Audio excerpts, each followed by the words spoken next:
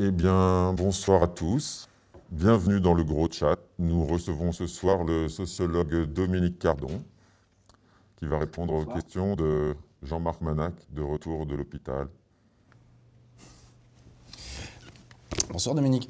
Moi j'ai demandé à te voir à cause de ça. Parce que tu as préfacé ce bouquin qui est passionnant, aux sources de l'utopie numérique, de la contre-culture à la cyberculture, qui est une sorte de biographie de Stewart Brand, un homme que quasiment personne ne connaît, qui était un pionnier des hippies. Enfin, il était dans les Merry Pranksters, il prenait du LSD, et en fait, l'auteur du livre, Fred Turner, raconte l'importance des hippies dans les premiers, dans la constitution de l'Internet et notamment de la micro-informatique.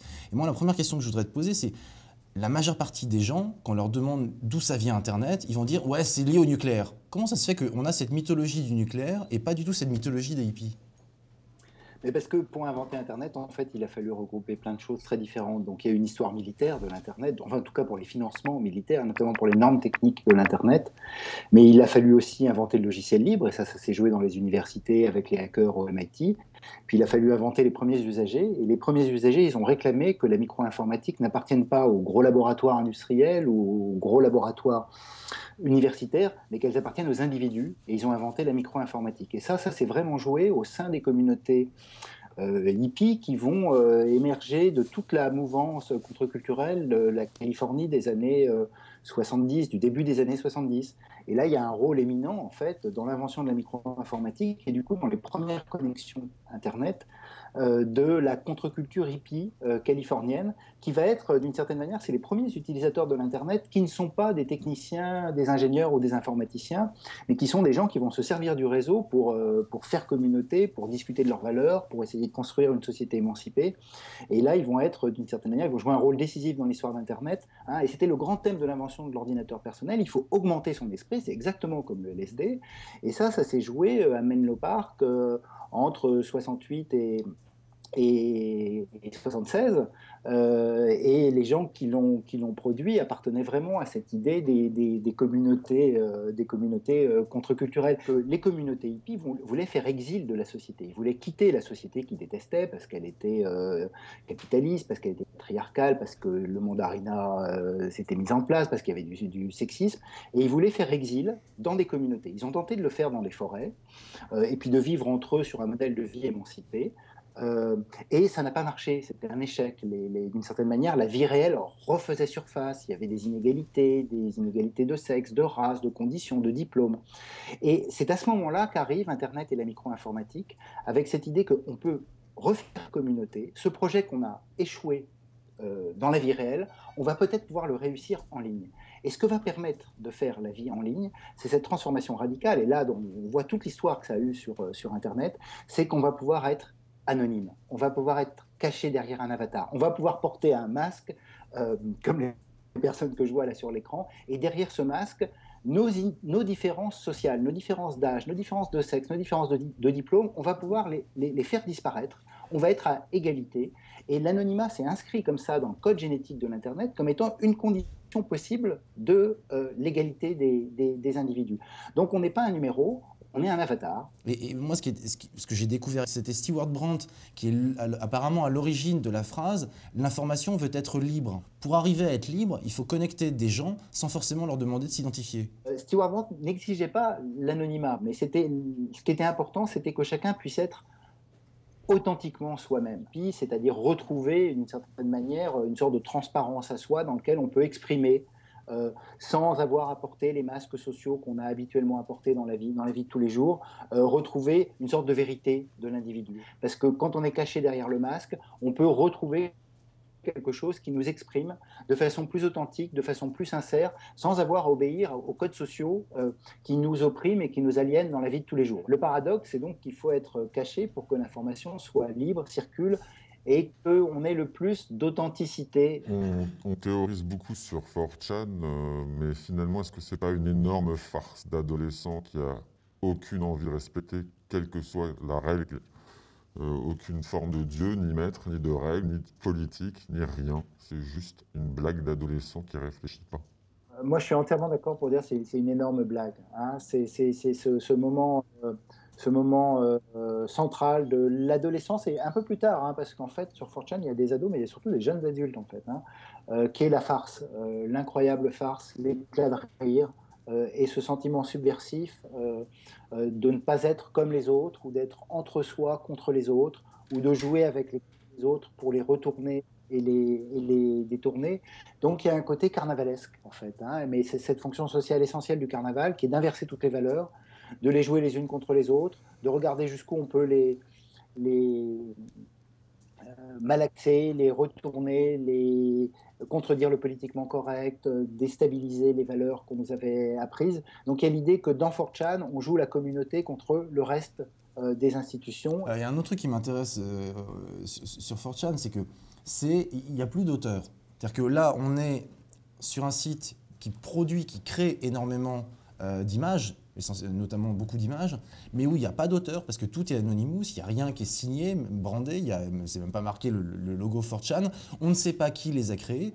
Et c'est vraiment la dissolution totale de l'auteur dans une sorte de création collective comme ça, où le plus important, c'est le remix. Et est-ce que ça te parle, toi, par rapport à justement ce qui est en train de devenir la culture, voire l'art, je ne sais pas, sur Internet? Ça rejoint un thème assez central de l'Internet qui est effectivement la disparition de l'auteur ou sa transformation qu'on appelle en termes, excusez-moi le jargon, multi-autorialité, et c'est-à-dire la multiplicité des auteurs. Moi, ce qui me fascine plus sur 4chan, c'est le fait qu'il n'y a pas d'archives non plus de 4chan. C'est-à-dire 4chan, c'est un système temps réel, en fait. C'est un système où il faut constamment remonter les posts pour qu'ils ne disparaissent pas. Donc, il y a un côté de lieu dans lequel, effectivement, c'est une sorte d'usine à retraitement, reprise, transformation, mise en ironie des produits culturels pour les recycler dans de nouveaux objets avec des capacités de circulation très fortes. Tout ce qui est produit dans 4chan est ensuite recyclé ailleurs, mais pas sur 4chan, qui ne garde aucune mémoire de ce qui s'est fait et ce qui s'est dit.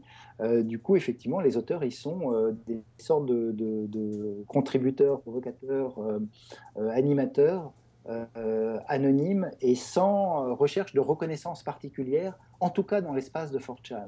Mais 4chan, c'est un petit peu, voilà, c'est le centre de production anonyme et dans lequel l'idée qui est une sorte de caractère un peu transgressif et clandestin est sans doute essentielle à la vitesse de production de ces contenus et des mèmes qui vont sortir de 4chan. Je leur ai présenté 4chan comme étant un petit peu l'école des beaux-arts à Paris, qui a été un réservoir à icônes graphiques en mai 68 énorme, et où les affiches de l'école des beaux-arts de Paris n'étaient pas signées. Pareillement, aujourd'hui, 4chan, c'est un réservoir énorme de contre-culture et de propagation pas politique au sens noble du terme, c'est pas droite-gauche. Et est-ce que tu penses que ça relève aussi d'une forme d'art ou ça n'a rien à voir avec l'art, c'est peut-être de la culture ou de la contre-culture? Oui, c'est un lieu de production de formes symboliques nouvelles, mais qui sont quand même, à mon sens, extraordinairement associées au travail que fait depuis des années la culture populaire pour essayer, notamment cinématographique, et toute la BD, les mangas, etc., qui sont très présentes sur d'ailleurs, initialement, c'était fait pour ça. Un lieu dans lequel on retravaille l'intérieur des productions des industries culturelles. Je ne suis pas sûr que les esthétiques, les avant-gardes esthétiques, si on fait l'équivalent avec les beaux-arts, soient directement impliquées dans cette affaire de 4chan. Ceci étant, il y a plein de codes graphiques ou de signaux qui vont ensuite être pris par les formes de l'art contemporain. Mais là, dans ces cas-là, hein, on va retrouver tous les traits de l'art contemporain, c'est que ça va être signé, identifié, et qu'on va retrouver des codes esthétiques, mais pas exactement le même mode de production, comme une sorte de bouillon de culture anonyme. Est-ce que tu peux définir un petit peu ce que sont les libertariens? Parce que je ne suis pas sûr que tout le monde maîtrise cette nouvelle dimension politique. Ben, c'est compliqué, les libertariens, parce qu'il y a plusieurs familles de courants libertariens. On peut dire à la fois que c'est une branche libérale extrême, donc qui a un intérêt absolu pour le marché. Ce qui les définit surtout, c'est qu'il y a à la fois une hostilité à l'idée de la régulation étatique et une hostilité incroyablement forte qui du coup fait reposer la confiance sur l'idée que les individus peuvent eux-mêmes s'auto-organiser. Et puis il y a une philosophie libertarienne qui est mais vraiment plutôt anglo-saxonne et même américaine, dont Ayn Rand, qui est la grande philosophe des libertariens américains, s'appuie sur une sorte de théorie de l'égoïsme en fait. C'est-à-dire qu'en fait, si chaque individu suit sa propre voie, il va produire des effets collectifs qui sont positifs, mais il faut d'abord que chaque individu puisse exprimer la puissance qu'il a en lui et qu'il ne soit pas contraint par des règles, sous des formes de solidarité qu'imposerait l'État. Et donc la théorie libertarienne, son hostilité à l'État-providence, en fait, viennent de cette idée qu'il y a des puissances dans l'individu qu'il faut libérer. C'est un peu nietzschéen, en fait, dans cette tradition libertarienne, et qu'il faut révéler. Et c'est vrai que dans l'histoire de l'Internet, il y a un certain nombre d'acteurs, je pense à Peter Thiel notamment, qui ont joué un rôle important, qui a financé Facebook à l'origine, beaucoup d'autres entreprises du net, avec une idée libertarienne qui s'est en partie nourrie de cette culture des pionniers de l'Internet. Mais il ne faudrait pas laisser entendre qu'ils sont tous libertariens. Les pionniers de l'Internet, même Stewart Brand n'est pas libertarien, il est assez conservateur en fait. Mais il y a un courant libertaire radical qui s'est effectivement mis en place dans l'Internet. Un des thèmes d'ailleurs récurrents de toute cette histoire libertaire, c'est l'idée qu'il faut faire exil de la société. Dans le fameux livre d'Ayn Rand, il y a les riches qui font exil de la société. Ils en ont marre d'être solidaires des pauvres et donc ils créent une communauté de riches. Le rêve de Peter Thiel, c'est de créer des îles dans lesquelles on pourrait faire une communauté politique en dehors de la souveraineté des États pour inventer un État qui nous soit propre. Le rêve des hippies, c'était aussi de refaire société au sein des communautés dans les forêts américaines dans les années 70, sur le web avec The Well dans les années 80. L'idée d'une déclaration d'indépendance du cyberespace, c'est aussi l'idée qu'on puisse refaire société entre nous sans avoir à se soumettre aux régulations nationales et aux régulations étatiques. Ça, je pense, c'est effectivement l'influence, on pourrait dire culturelle et politique des idées libertariennes qui ne sont associées qu'ensuite à la question économique de la préférence pour le marché, qui évidemment sous-tend aussi beaucoup de leur conception. Est-ce que tu peux juste préciser ce que c'était cette déclaration d'indépendance du cyberespace et le lien avec Brandt ?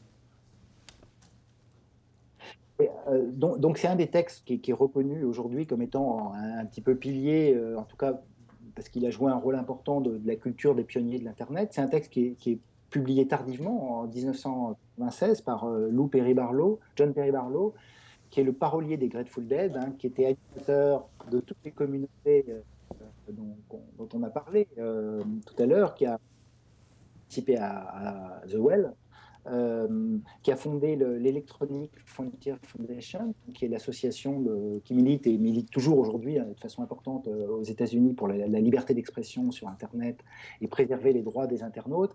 Et cette déclaration d'indépendance du cyberespace, elle a été prononcée à Davos en 1996 comme une sorte d'harangue des internautes et des pionniers de l'Internet face aux États et aux entreprises en leur disant ce monde-ci, ce territoire-ci, celui sur lequel nous avons installé nos communautés, c'est nous qui l'avons créé, c'est nous qui avons établi les règles, c'est nous qui avons décidé des manières de fonctionner, de réguler, de distribuer le pouvoir, d'être anonyme dans cet espace. Ne nous régulez pas. Et le mot d'ordre central de cette déclaration d'indépendance, c'est ne vous occupez pas de nous, ce territoire n'a pas de frontières, c'est nous qui l'avons défini, on ne veut pas être régulé par les États.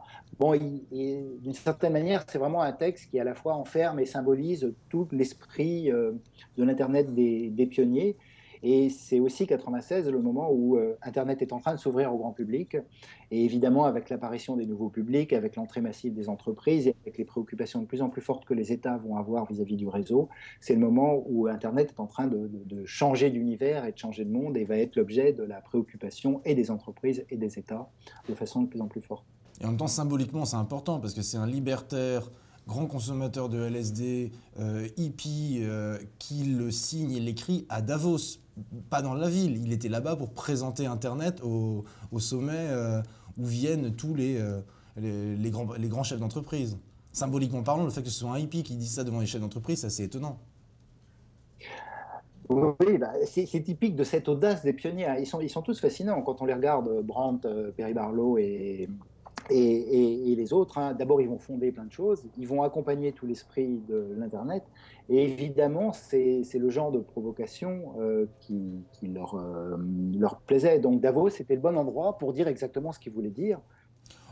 Encore aujourd'hui, on constate des tensions entre les partisans de cette contre-culture et qui sont contre une régulation verticale, étatique de l'Internet, et des autorités, des pays, des instances multilatérales qui veulent mettre l'Internet sous contrôle. Comment tu vois, toi, l'évolution de ça à l'aune de ce bouquin où on s'aperçoit qu'en fait, une bonne partie de la culture, enfin de la cyberculture, ça vient de la contre-culture, pas de la culture mainstream?